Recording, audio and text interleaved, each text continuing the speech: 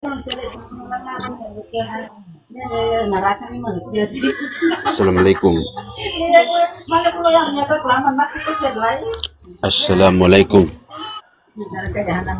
Waalaikumsalam warahmatullahi wabarakatuh. Sehat selalu dan bahagia selalu, abang-abangku. Silakan Kak Mas perkenalkan diri. Ya, nama saya Alun dari Maluku Utara. Kalau abang dari mana? Alhamdulillah, kalau saya dari Sumatera Utara, Medan abang. Salam kenal.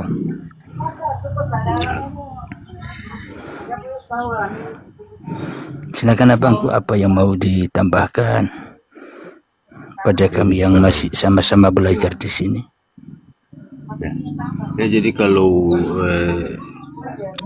abang enjoy, kalau menurut abang itu pandangan abang mengenai Islam itu bagaimana? Alhamdulillahirabbil alamin. Islam itu bukan hanya lambang sebuah agama. Islam itu artinya selamat, hati yang selamat. Islam itu berserah diri, hati yang selalu berserah diri kepada Tuhan, bukan berserah diri kepada hawa nafsu. Jadi meskipun saya beragama Islam, tapi aku tidak menyerahkan diriku kepada Allah, tapi aku hanya mengikuti hawa nafsuku saja, ya berarti di sisi Allah saya belum Islam, tapi masih kafir. Kenapa? Karena kolbun kafirin baitun nas. Hatinya orang-orang kafir adalah ketika di dalam hatinya masih ada manusianya. Ini menurut Allah.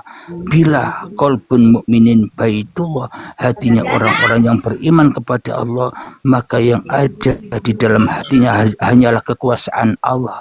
Inilah orang yang disebut Islam di sisi Allah. Jadi Islam itu ada di sisi Allah dan ada di sisi manusia. Tergantung kita sekarang berada di dalam Islam yang di sisi manusia apa yang di sisi Allah. Begitu Kang Mas. Bisa dipahami?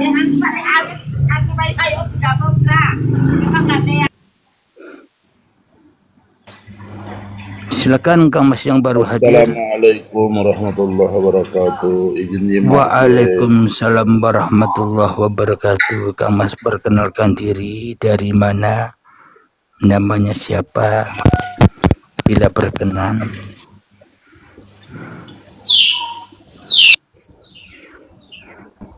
Assalamualaikum Kang Mas. Waalaikumsalam warahmatullahi wabarakatuh. Kang Mas sehat selalu dan bahagia selalu. Alhamdulillah Kang Mas, saya dapat berbual sama Kang Mas. Kang Mas kenal saya ya, saya itu Sam Sulaiman yang dalam YouTube selalu tu pernah bercakap dengan Kang Mas ketika di WhatsApp dulu. Iya Kang Mas. Silakan Kang Mas, apa yang mau ditambahkan di sini? Kang Mas, saya pohon bertanya tentang ceritakan tadi Isra Mi'raj. Benar ya Kang Mas? Benar yang Kang Mas cerita tadi tentang perjumpaan mereka yang matanya, mulutnya, tangannya. Tapi selepas Rasulullah Muhammad itu turunnya, dia memohon, apakah kiasan yang memohon ya? 9 kali memohon 50 waktu untuk diturunkan kepada 5 waktu. Saya mohon yang itu, mohon penjelasannya yang dikatakan 9 kali memohon diturunkan 50 waktu kepada 5 waktu. Yang itu Kang Mas. Terima kasih Kang Mas. Sama-sama Kang Mas. Kalau di dalam Al-Qur'annya tidak ada cerita itu, no comment Kang Mas, saya tidak menanggapi. Yang terpenting di sini saya jelaskan apa sholat itu. Sholat itu adalah innas sholata tanha anil fahsya'i wal munkar.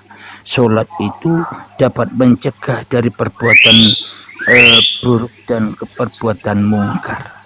Ketika kita meskipun sholat 50 waktu, tapi hati kita masih terbakar, ya belum sholat namanya. Meskipun kita rajin sholat 5 waktu setiap hari, tapi hati kita masih suka mencaci orang, masih suka melihat yang tidak baik. yakni melihat yang tidak baik itu apa? Melihat ayat-ayat hawa nafsu, tidak melihat ayat-ayat Tuhan. Ya tak ada gunanya solat itu Kang Mas, ya tidak? Benar. Karena Saya itu solat menurut manusia, tapi itu adab di sisi Allah. Bukan solat namanya, tapi durhaka kepada Allah. Jadi solat itu hanya bisa dilakukan oleh penduduk surga. Jadi masuk surga dulu baru bisa solat. Kalau masih di dalam neraka ya tidak bisa solat. Bisa dipahami? paham ya Mas, saya paham. Tadi penjelasannya dari pagi tadi, cukup mantap Mas. Alhamdulillah. Jadi memang orang yang bisa bersahadat dengan benar menurut Allah, orang yang bisa sholat dengan benar menurut Allah, orang yang sudah bisa zakat dengan benar menurut Allah, orang yang sudah bisa berpuasa dengan benar menurut Allah, orang yang sudah bisa berbuat haji menurut Allah, itu adalah orang-orang yang sudah di sisi Allah. Jadi masuk surga dulu baru bisa sahadat, masuk surga dulu baru bisa sholat dan sebagainya. Kira-kira bisa dipahami? Ada yang mau nyangkal? Assalamualaikum. Ayo enggak. Waalaikumsalam warahmatullahi wabarakatuh. Salam kenal Kang Mas, perkenalkan diri. Kalau Imam Ghazali saking Surabaya. Oh, Kang Imam Ghazali Surabaya, berarti hanya 1 jam dari tempat saya, kelahiran saya. Dari pun di guru. Kulo saking Pasuruan, tapi sudah 5 tahun menetap di Sumatera Utara, Medan Abang. Derek tanglet masalah sholat nih. Kan Oke, monggo. Sami-sami belajar. Ayat niku kan wonten kata-kata tunjukilah kami jalan. Assalamualaikum Kiai.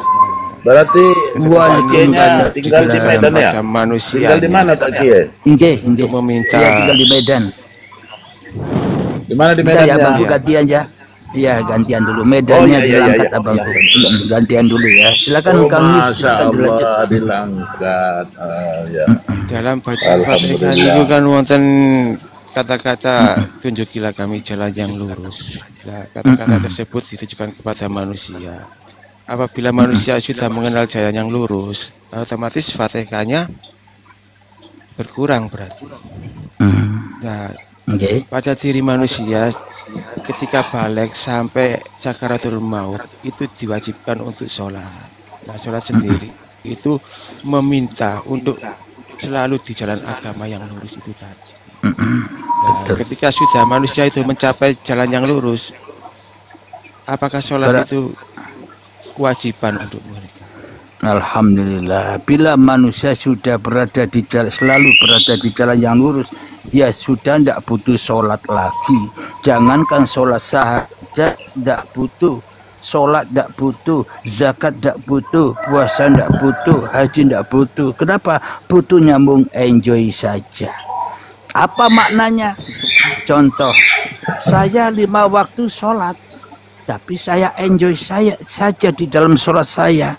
Sholat saya tidak saya jadikan sikap. Sholat saya 5 waktu tidak saya jadikan hal yang menakjubkan. Kenapa? Karena saya tidak bisa sholat.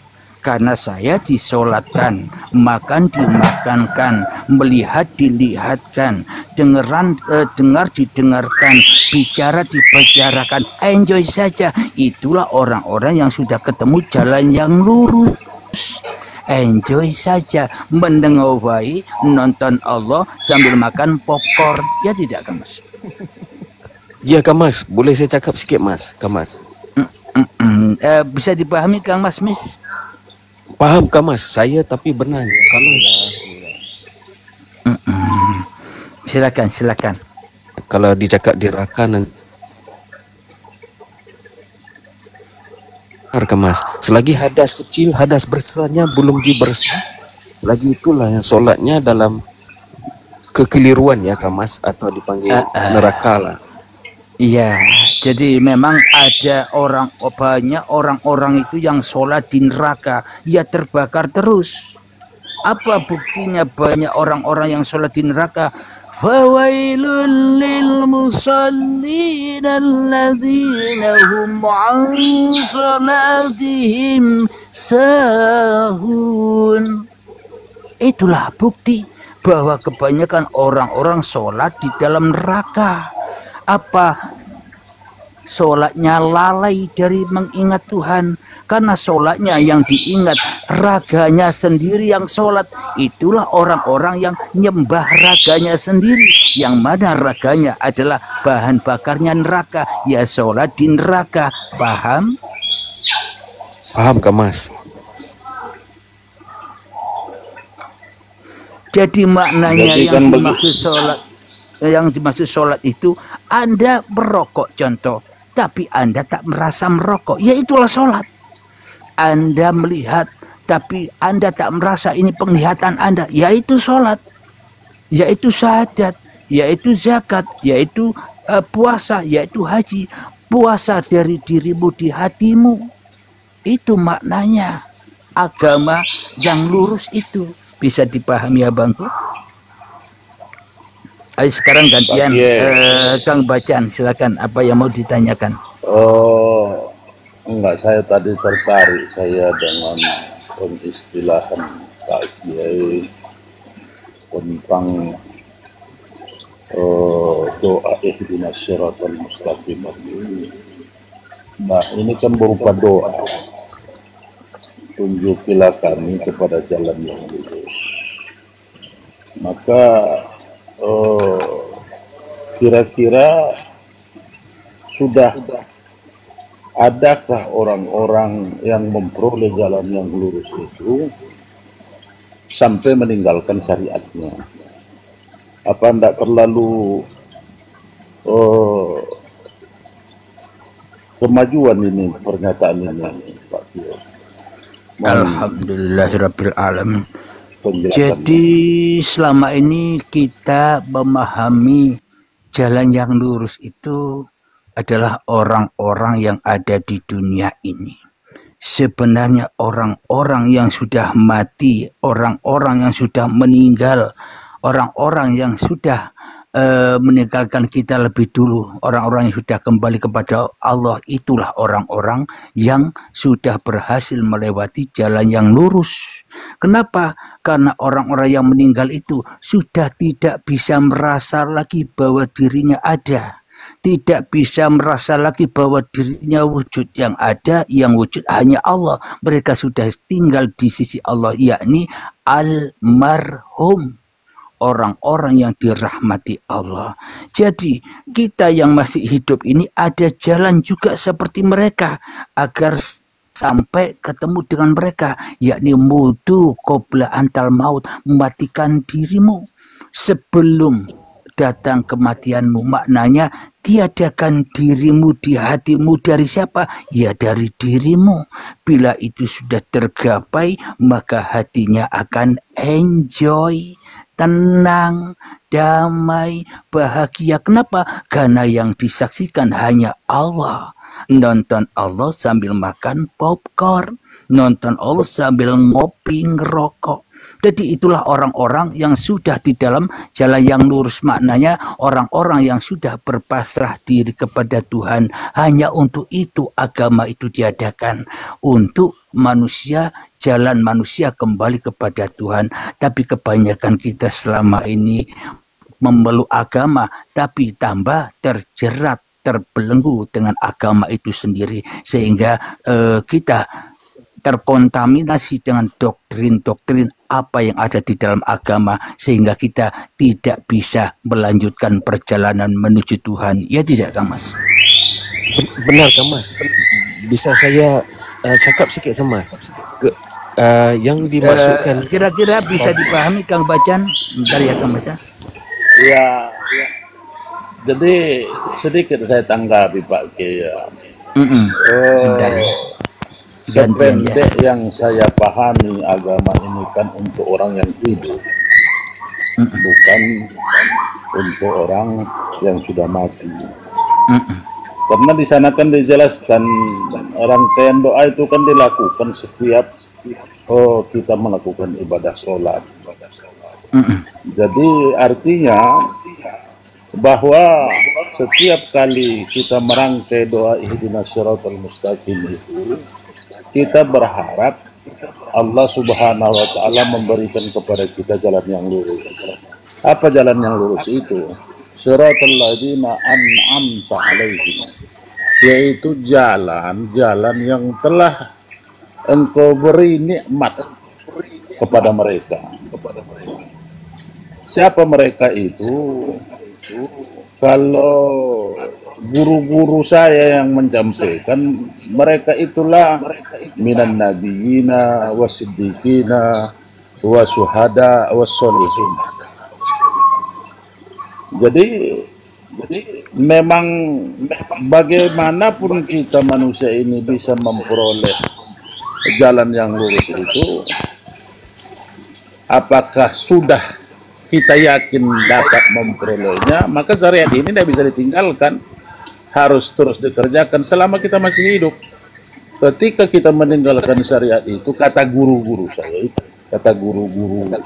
itu, maka kita akan tersesat jalan. Itulah lanjutan ayat itu kan, ghairil maghdubi alaihim waladdallin. Begitu, Kiai, terima kasih. Alhamdulillahirabbil alamin. Sekarang coba saya bertanya lagi. Saya berdiskusi dengan Kang Bacan, Abang Bacan. Saya bertanya, kira-kira syariat yang Anda lakukan selama ini, sholat, ibadah dan sebagainya, itu syariat Anda apa syariat Allah? Syariat badan apa syariat hidup? Syariat hidup itu. Nah, kalau Anda sudah tahu itu syariat Allah, syariat badan, kita kan enjoy saja, Bang. Karena kita tidak punya syariat. Ya tidak? Kamas, dia kekeliruan. Syariat hakikat dengan makrifat itu. Dia pikir syariatnya itu tidak dibuat, jadi menjadikan kesesatan. Dia tak paham tuh, Kamas. Iya, betul. Iya, Kang Bacan. Karena begini, Kiai. Iya, Islam. Banyak orang yang ngaku-ngaku sudah makrifat, iya, meninggalkan sholat, tarikat, iya. Jadi iya, itu sudah ada jadi di YouTube. salah nanti pemahaman orang. Jadinya Ada di YouTube saya, yang kemarin yang berjudul Makrifat Kambing Hitam.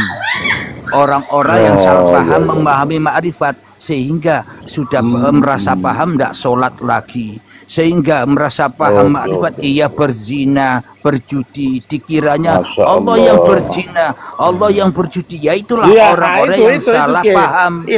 Ada sudah saya bahas. Yang judulnya Makrifat Kambing Hitam. Jadi Allah dikambing hitamkan untuk pemuas hawa nafsunya, ya tidak? Benar, Kamas. Iya, sepakat Pak. Itulah yang ditakutkan. Itu yang dikhawatirkan. Jadi maknanya manusia bila sudah makrifat, maknanya bila manusia sudah kembali kepada Tuhan, mana mungkin manusianya bisa sholat, bisa zina, bisa mencuri dan sebagainya. Tidak bisa apa-apa manusia kita ini.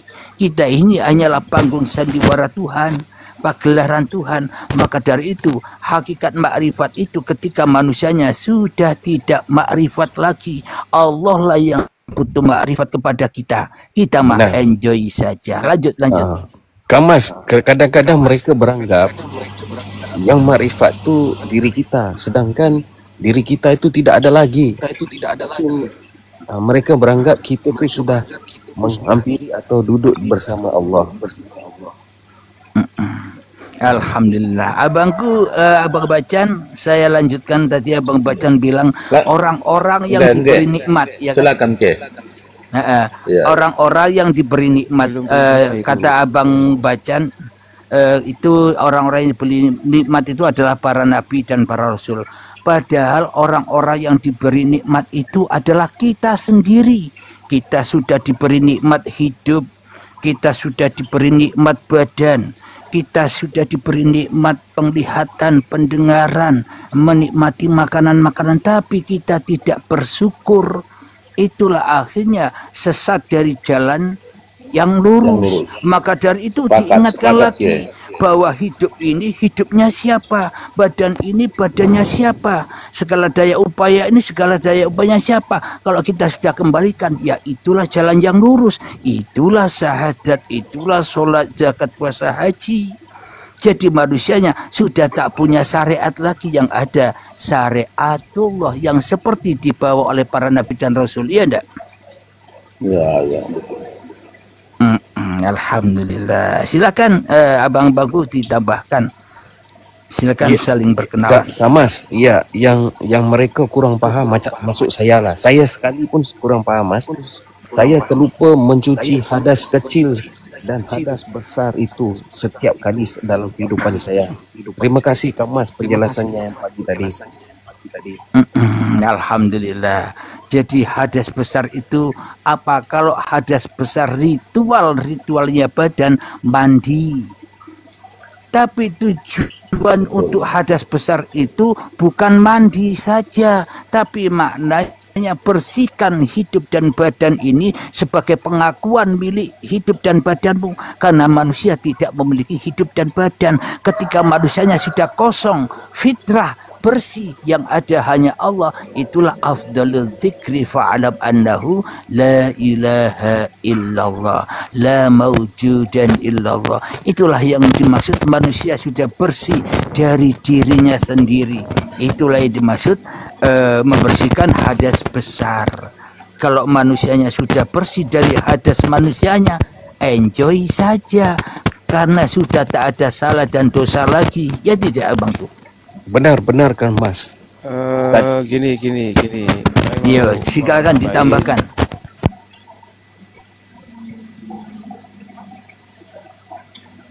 Silakan ditambahkan, Kang Mis.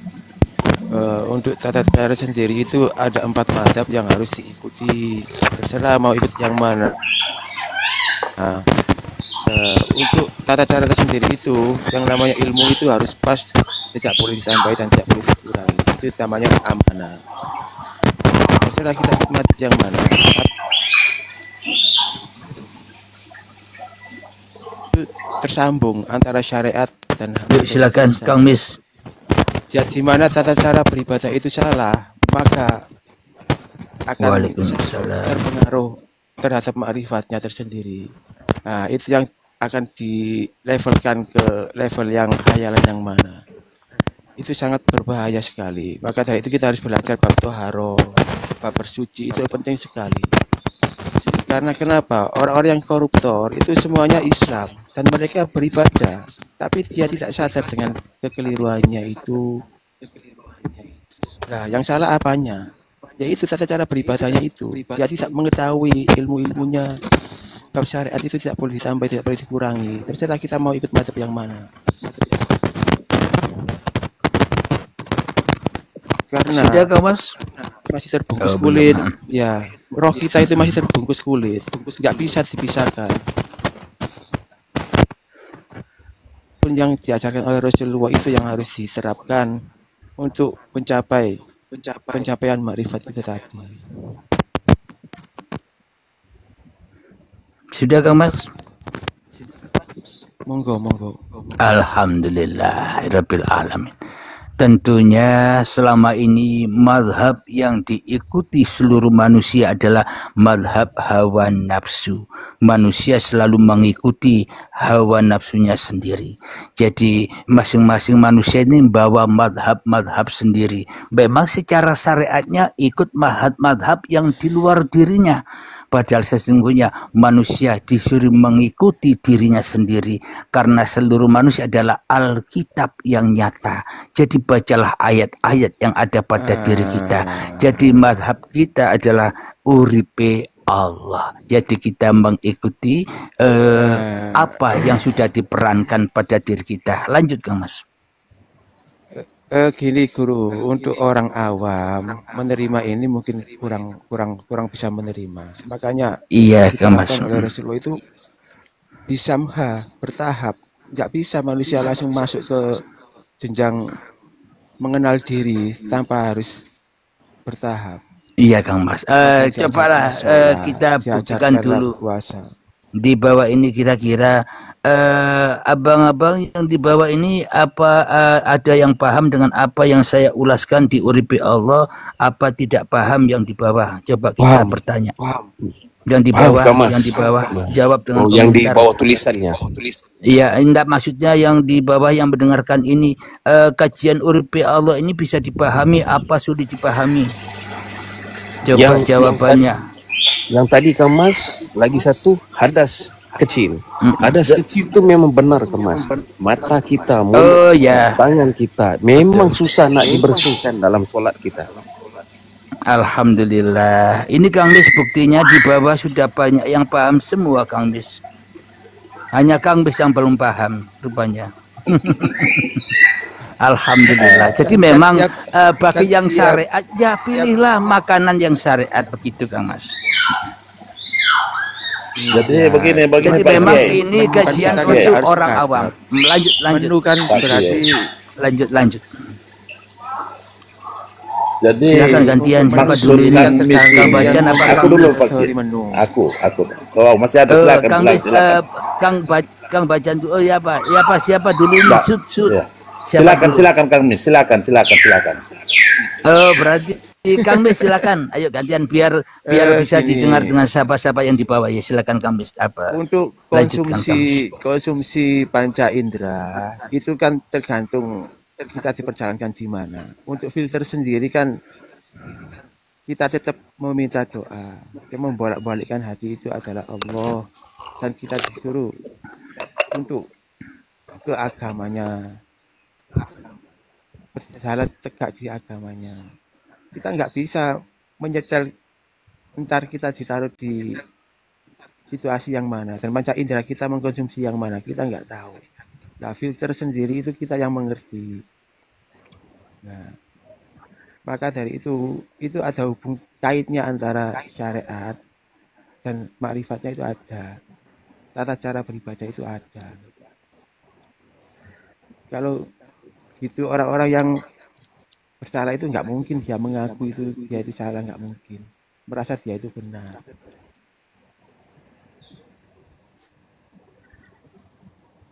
Karena puncak ibadah itu adalah syariat. Puncak ibadah itu adalah syariat. Karena Rasulullah mencontohkan syariat.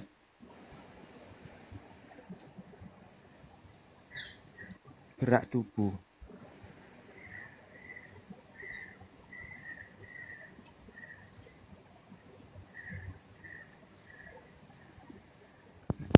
Alhamdulillahirabbil alamin. Sudah Kang Mis?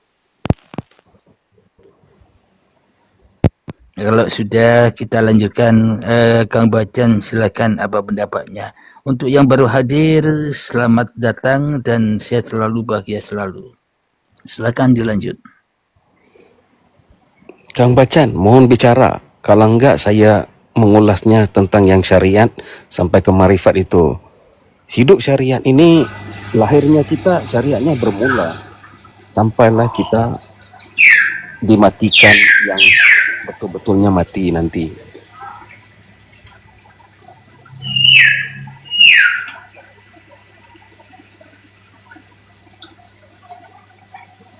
Silakan Kang Bacan, silakan kita mendengarkan bersama.